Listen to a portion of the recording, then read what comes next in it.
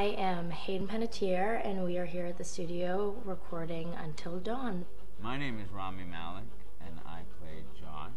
My name is Megan Martin. My name is Brett Dalton. My name is Antonella Lentini, and I played Hannah and Beth. My name is Jordan Fisher, and I play the character Matthew, Matt for short. I'm Nicole Bloom, and I play Emily in the game. My name is Noah Fleiss. I am Galadriel Steinman, and I play Ashley. So Until Dawn is the story of 8 teenagers who revisit this cabin in the woods about a year later after a really traumatic experience where I've lost 2 of my sisters, so coming to kind of get some closure in that respect. One of the things that Larry does really well is make these multi-layered characters, and I think for just the story in general, it follows the quintessential horror film plot lines, but the characters are so unique in themselves, and I think that's very cool. Oh, I hope this was the right thing to do. What? You know, getting everyone together on the anniversary. I mean, Josh seemed really pumped about us all doing something, didn't he? Yeah, no, he definitely did. I haven't seen him so excited about something in forever. Good, good. Sam and I have a few things in common, such as being huge lovers of animals, and she's a huge animal lover. She's vegan. She is a pacifist. I'm not quite sure if I'm gonna go as far as saying that I'm a pacifist, but she's spunky and cool. I know that she, I think, is made fun of a little bit by the rest of them who think that her morals and her beliefs in that area are a little ridiculous and they don't agree with them, but she doesn't care. It doesn't stop her from being herself, and that's something that I hope I have in common with her.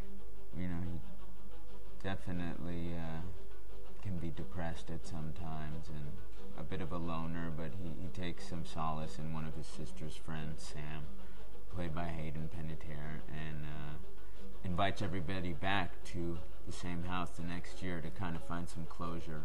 Jessica she has a whole lot of personality. She is definitely the sort of mean girl character that, you know, at school she knows she's pretty, she knows that boys like her, and she's going to use it to her advantage.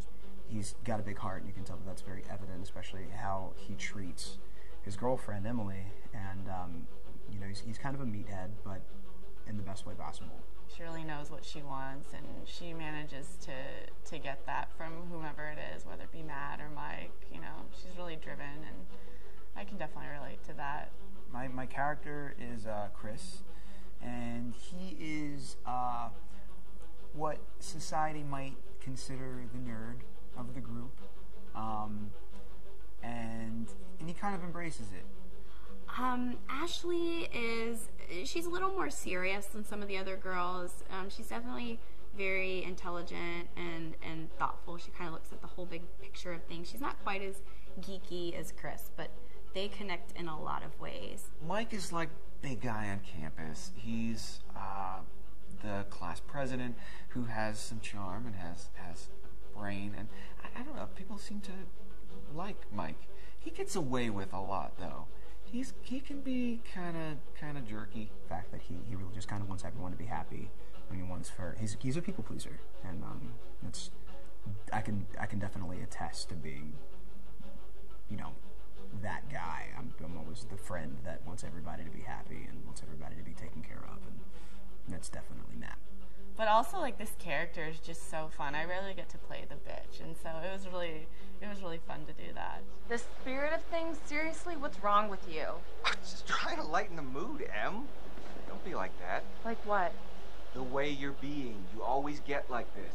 I just think this is just the coolest thing to be a part of, and I just think it's going to take the world by storm. I really do. I think this genre is the wave of the future, and I think that once people see the potential behind it, of getting to interact with the drama that you're witnessing unfold in such a realistic way, that this is how entertainment's going to be from now on. Hi, this is Lee Robinson, production designer on Until Dawn. The production design for Until Dawn started with the great teen horror script that sets the characters in a Canadian winter mountain lodge, being a contemporary setting with visual clues derived from classic films of that genre, such as Hitchcock's Psycho and Stanley Kubrick's Shining. The storyboards are vital to the production design, as it allows the designer to understand the scale of the environments to be made and the detail that would be seen to create the atmosphere of a horror. This took us into concepts that took these storyboards further, visualizing the world through the color palette, the lighting, tone, and the mood, and developing key locations such as the lodge, the cable car stations, the forests themselves, the wilderness. As you can see, the environments and atmospheres change quite a bit from warm and inviting to cold and threatening. The Millionaire's Mountain Lodge was a key example. It was designed to be made from nearby stone and timber, embedding it into the landscape, with a contrasting and contemporary interior needing to be opulent and extravagant. We created dark and claustrophobic corridors with ominous and large open spaces, almost cathedral-like in size, and with huge structures to silhouette and dwarf the characters within, providing a labyrinth to explore and wander. Each character was developed with a strong visual identity in mind, with contrasting colours, tones and silhouettes to identify them, each to have their own texture, pattern and shape, so that when they were lined up you could always identify them.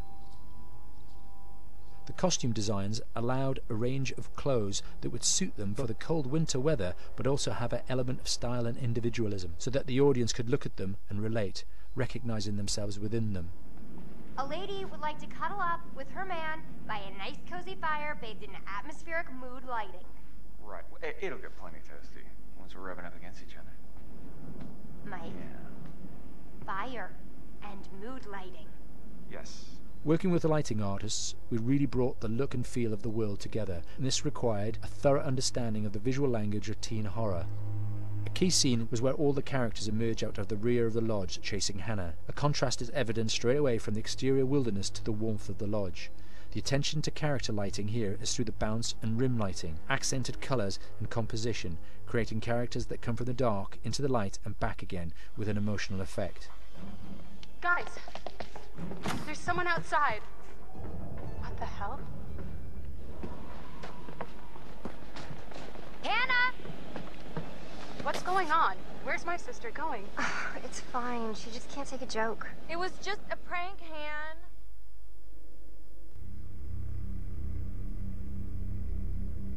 Until Dawn is a game that's full of horror, and one of the things we decided to do early on was to take a scientific approach to how scary it was.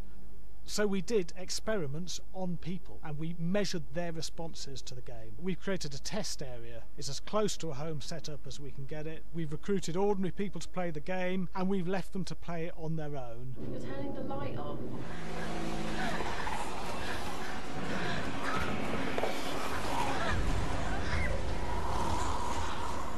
The only difference is it's rigged with cameras and microphones that relay the data through to the next room where people are watching them play.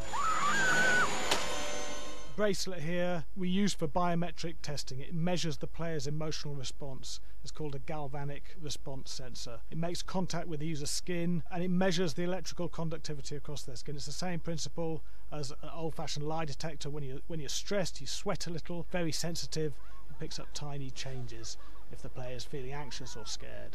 That data's fed back to a testing team, comes through as a graph. I'm so sorry.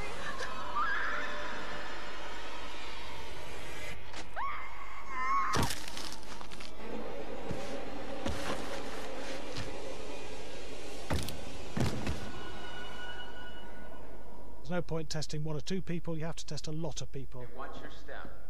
When we have a scare that's consistently has a measurable emotional response, then we knew it was good. If it didn't have that, it goes back to the team for improvement. The data doesn't tell us what's wrong with the scare, it only tells us if it's working or not.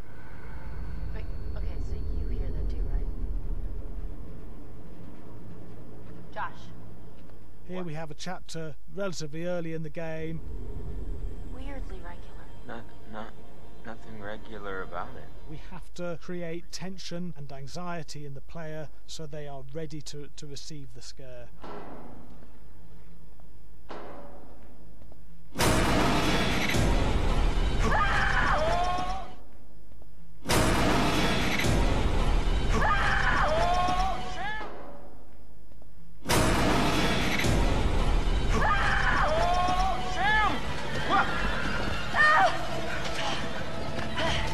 give the player time to recover, to cool down, to calm down, and then start building the tension again before we do the next scare. Hey. What? Hey. What the hell? Boom. You just got mucked.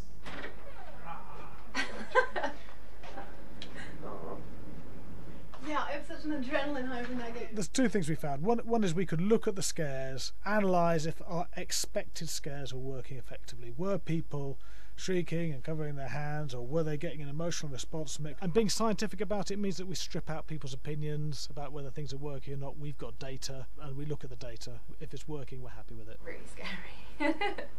Bit scared and wanting to get away. I actually be maybe a bit scared to play on my own, but in a room with the lights on, yeah, with some other people as well, yeah, maybe.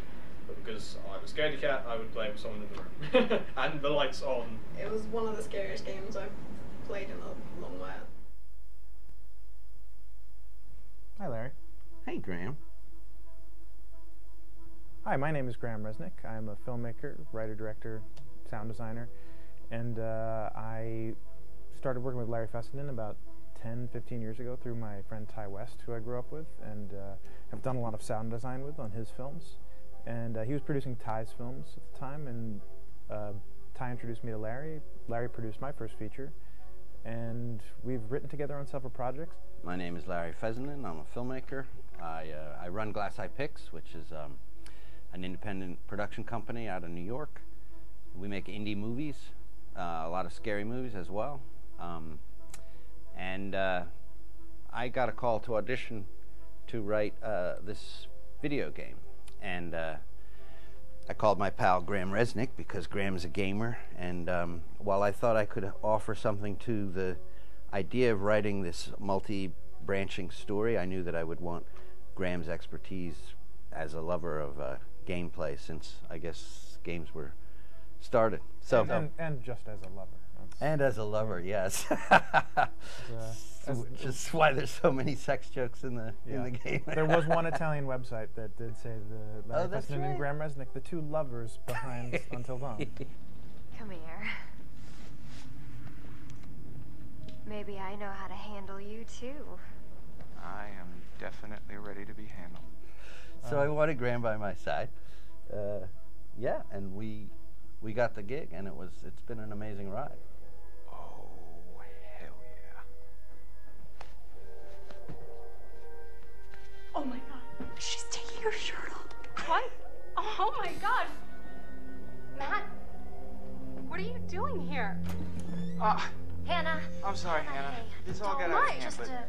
So in the game, the basic setup is that a year prior to the game's start, all these kids had gone up to a ski lodge that was owned by the parents of one of the kids, or a couple of the kids, and some of the teenagers played a prank on some of the other teenagers, and the terrible tragedy occurred when a few of them, two sisters, ran out into a blizzard, and were never seen from again.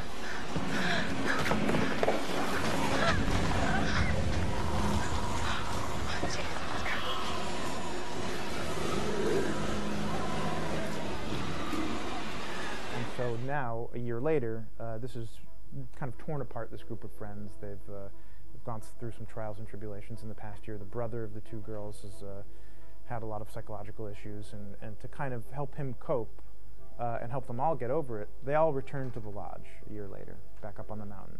And the idea is to get over it, but... the healing does not begin.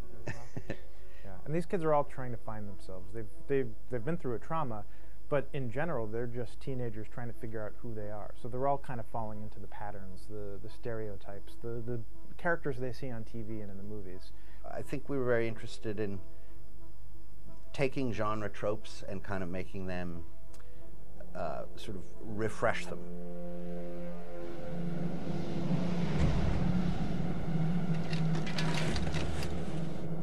Hey, did you see that? Dad said it'd just be us this weekend. We're familiar with how slasher movies work. Most people have seen some horror movies, and we have established notions and preconceptions about the roles of the players in horror movies and how they talk and how they get killed and how they have sex. And to bring you into the game that way and then subvert a lot of those expectations was kind of our goal. They're haunted by some incident that happened in their past, which I think you pretty much figure out that that's going to have a role in their interaction. Yeah, so I think what was fun was we take some sort of stock characters and we try to give them some shape, but at least at the beginning they're recognizable in the way of groups of friends. There's, you know, the jock and the bitchy girl and the rivalries between everyone. And oh my gosh, and really fun characters too. Like we just had so much fun living in the minds of these characters through writing the script. What do you think? Jesus! You know, it was fun. I think we were looking to get that kind of banter that you see both in movies, but also that you absolutely have with friends, and sort of those inside jokes. And of course, as writers and as friends ourselves, we sort of developed little tracks, and we try to give the characters that kind of vibe.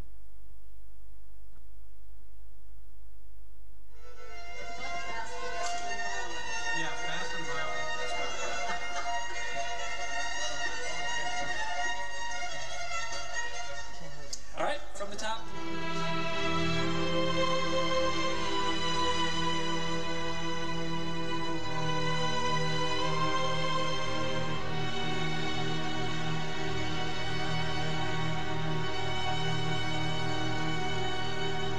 My name is Jason Graves, and I'm the composer for Untill Dawn.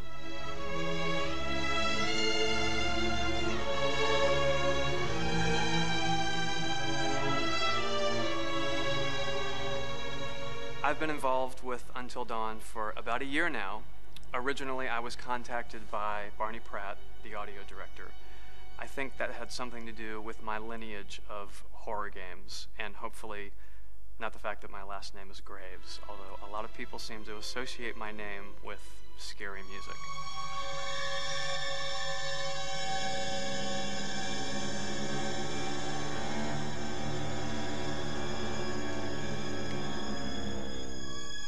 One of the things that was really exciting about working with Barney and the team at Supermassive is they really wanted something unique for the music. They wanted the music to stand out and be a character on its own in the game.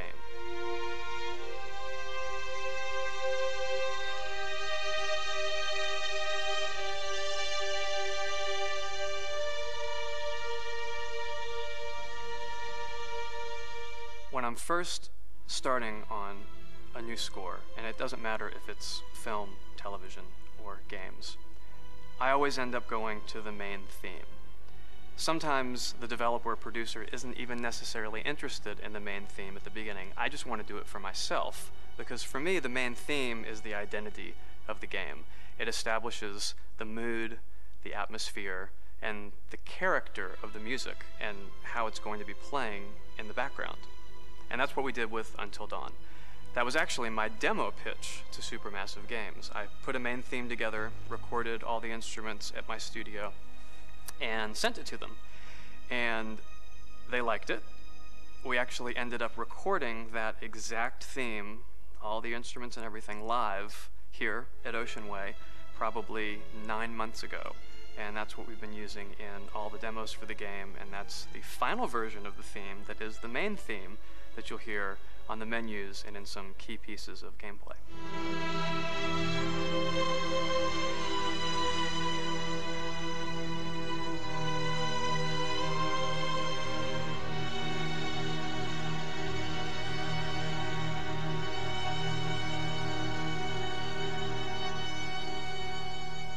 I seem to have made a name for myself in horror.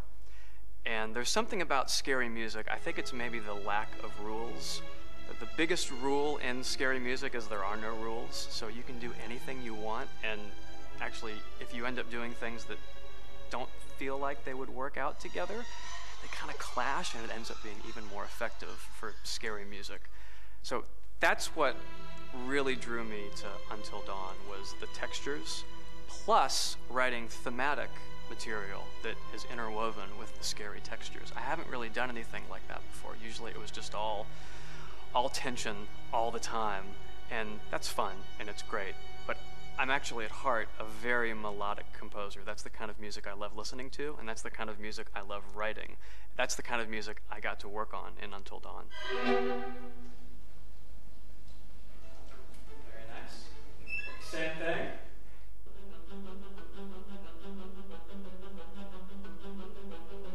My name is Will Biles, Executive Creative Director of Until Dawn.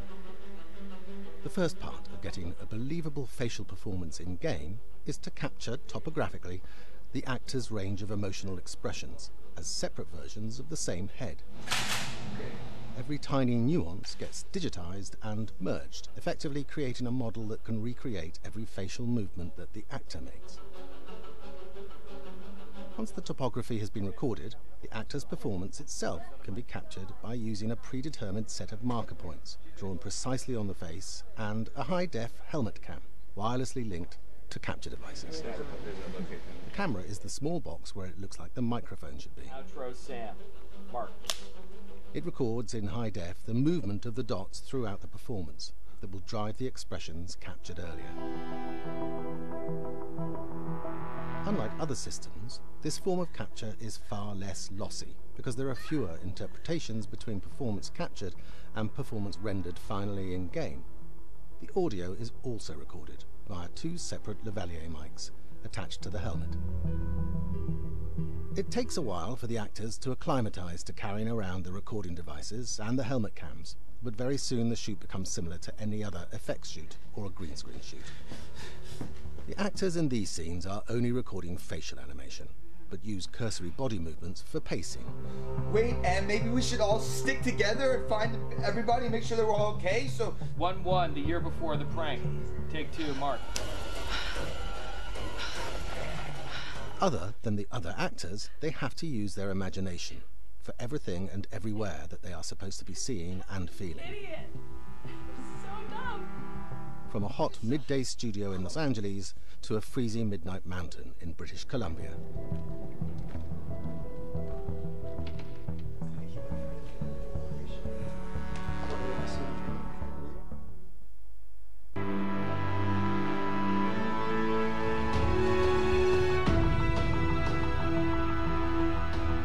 Because Until Dawn has a dynamic, ever-changing story, the facial performances and the body performances are recorded separately with different systems.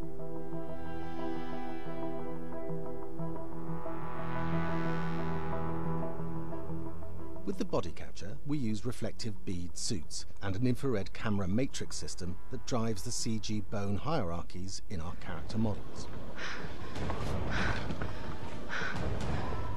These performances cover everything from character locomotion, scene-specific performances and stunt work, most of which was recorded at studios in Pinewood and Shepperton, near London.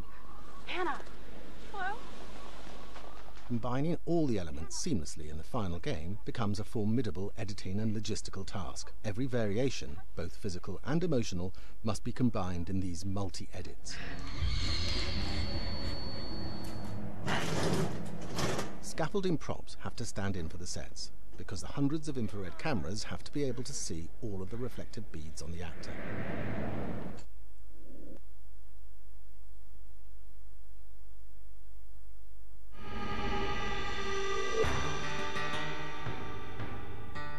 America's Northwoods border region.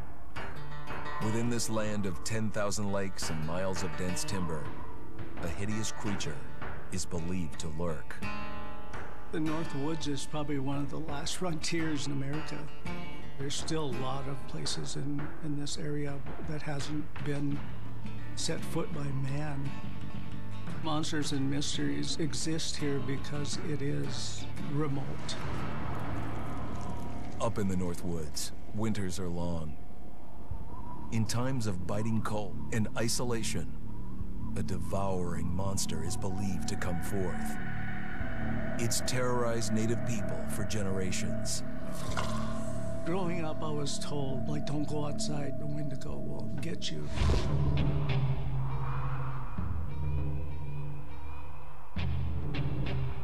Among the traditions of the northern Algonquin tribes is the Wendigo, a monster that can seize hold of a person to carry out its hunger for human flesh. Many Native Americans fear even talking about this Wendigo, and even the mention of the name will let the Wendigo find out where you are, and it will open you up to be possessed by this Wendigo.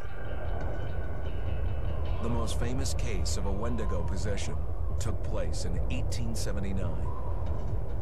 In the deep woods outside of Edmonton, Alberta. Swift Runner, a Cree Indian, was a trapper and a guide.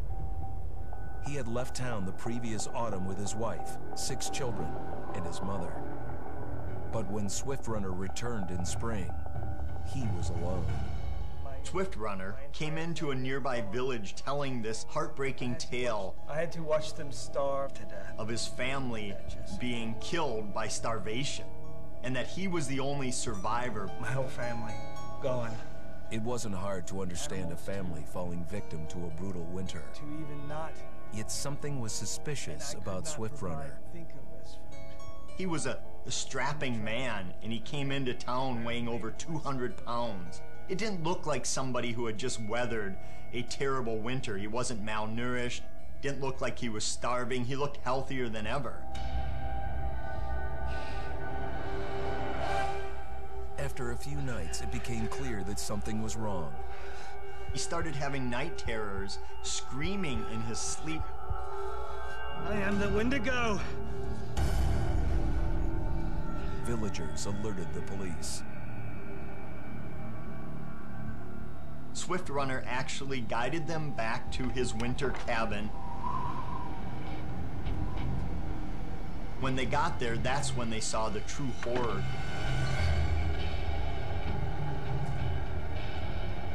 Human skulls were scattered around. Many bones, some of which had been snapped in half, and the marrow inside had been drained. They had never seen anything like it. Swift Runner had killed his entire family, shooting them, hitting them with an axe, strangling, and then eating most of their bodies.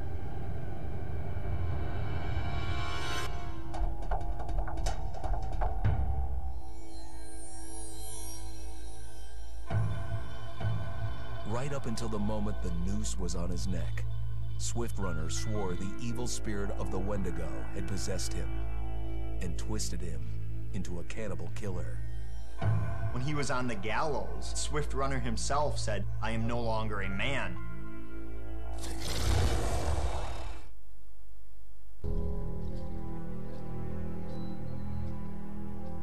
Just move over there. Go on, move. Let me say what I came to say. I'm here to tell you what you're up against being back on this mountain.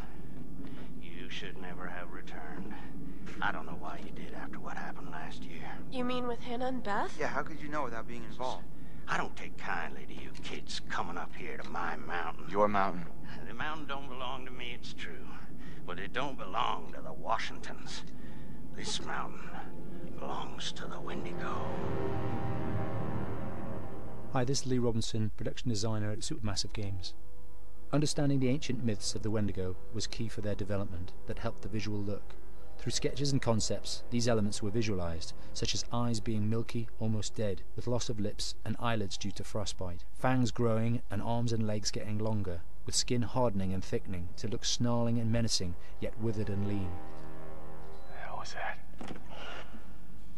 Another fucking piece of... Fingers and toenails extending like claws, allowing them to climb effortlessly. We made them look gaunt and weathered, and having ragged remains of clothes they wore. Blood-stained and rotten, with patches of hair still remaining, they retained strong skeletal limbs, which enable them to be agile and quick through the environment. Where are you? My name is Jamie Gallipo, animation director at Supermassive.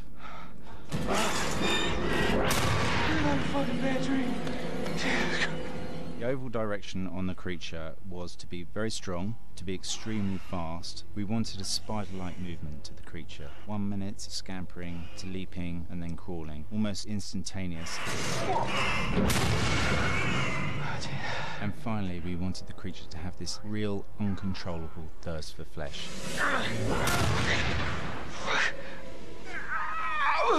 From a sound design perspective, the Wendigo is a real challenge. For the main vocalisations of the Wendigo, we used our own vocalisations, various different animals from the exotic to the farmyard, various plugins and processes to gel these sounds together and keep a human resonance behind that voice, telling the backstory of the Wendigo.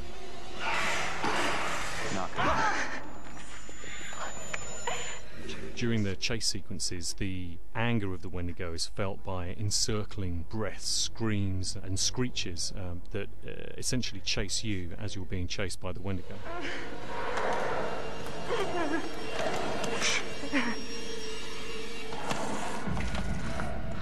We would layer them up in a multitude of layers, sometimes 15, 20 sounds playing at the same time, to build up the vocalizations for this fearsome creature which is always in attack mode, hyperactive and chasing you throughout the game.